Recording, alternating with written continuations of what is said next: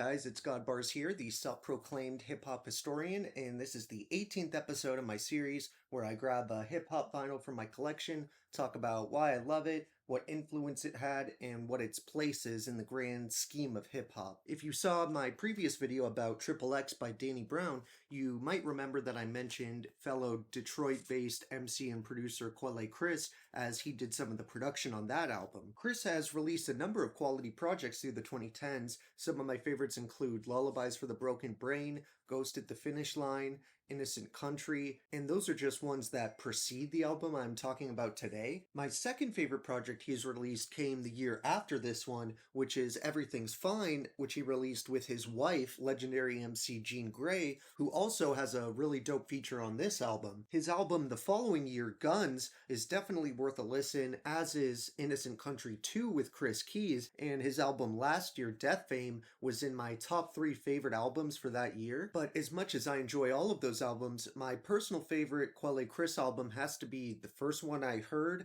which is Being You is Great. I wish I could be you more often, mainly just because I have kind of a personal connection to it. For me, this album does something not many others do, and it's a quality I haven't really touched on much before, but it isn't completely separate from aesthetic and atmosphere, which I have mentioned. There's a feeling that albums like this one and Today I Wrote Nothing by Billy Woods give me that's almost sort of unexplainable, and it's a quality a lot of my favorite albums have, like So the Flies Don't Come by Milo and The Glow Part 2 by The Microphones. Chris is another one of those rappers with a pretty unique style, and while his voice isn't as jarring as somebody like Danny Brown or Westside Gunn, he still has this distinct kind of nasally style that might take a little bit of getting used to. For me, it perfectly complements his delivery, which is deliberately slow and kind of clunky sometimes.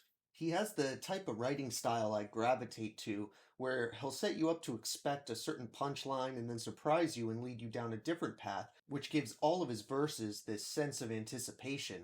It doesn't feel random in a bad way. It's more like controlled chaos where he knows something that we don't. Just like fellow underground MC Ka, Quelle Chris uses this restrained writing and rapping style that leaves you hanging on to each word. He has endless quotable one-liners, many of which will use sarcasm and over-exaggeration to poke fun at certain tropes in hip-hop. A couple of my favorites include Somebody Wipe Me Down and If You're Lucky, I Might Let You Keep the Towel, as well as Brand New Bugatti in the Driveway, I Ain't Touch It Yet. The personality and creativity of his style allows him to shine a light on a mixed bag of topics, be it rap, loneliness, weed, self-loathing, and self-acceptance, or even birthdays. It also makes Being You is Great sort of a self-portrait to a degree, and I think it's proof that a really talented, expressive artist can make you go into the album not knowing a thing about them and walk away from the experience feeling like you know them. When you look at a rapper like Chris, who's personable, self-deprecating, and aware, who isn't afraid to wear his personality on his sleeve, it makes some of the rappers who put an insane amount of effort into looking hard and scary and not showing any emotion kinda dumb. I really admire that he's so vulnerable and has a knack to challenge the status quo while still showing love to other forms of hip hop.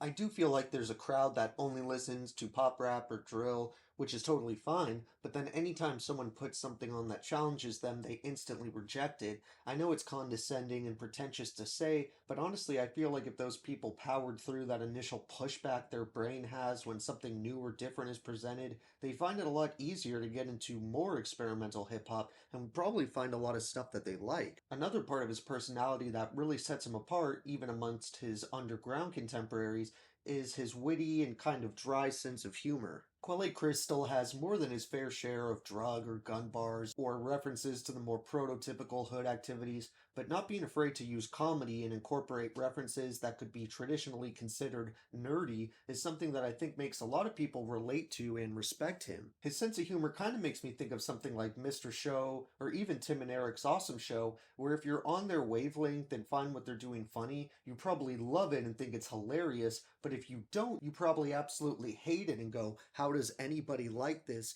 There normally isn't much of an in-between. But if you're tuned in and get what he's doing, then you'll really enjoy it. This clever but polarizing sense of humor makes a display on the first actual song here, though the technical first track is a short intro, but I actually think even this 30-second collage of samples spelling out the album title is incredibly creative and smart. This runs into the first actual song on the album, Buddies, which is a genius but hilarious song about Chris doing all these activities with his best friend, who, of course, is himself. But it isn't phrased like Chris is going around doing these activities alone. He plays this concept as if he is another person, so he can talk about doing things like going on vacation with himself, getting drinks with himself, and he also mentions how he's his favorite MC and things of that nature. Since Being You Is Great was the first Quelle Chris album I ever heard, Buddies was my first exposure to him as an MC and artist, so I knew from the first listen I was going to love this guy. The song Popeye, following Buddies, completely flips the vibe on its head by bringing one of the most personal and emotional concepts, and while there's still sprinkles of Chris's humor, it's definitely one of the more depressing cuts on the album. However, with an instrumental that's just as beautiful as it is downtrodden, it sets you up for the rest of the album from a gorgeous, if slightly sad, high point. The next three tracks are some of my favorites on the whole thing, which ends up adding onto the first two songs to make an incredibly strong run to start the album off. These are In Case I Lose Myself in the Crowd,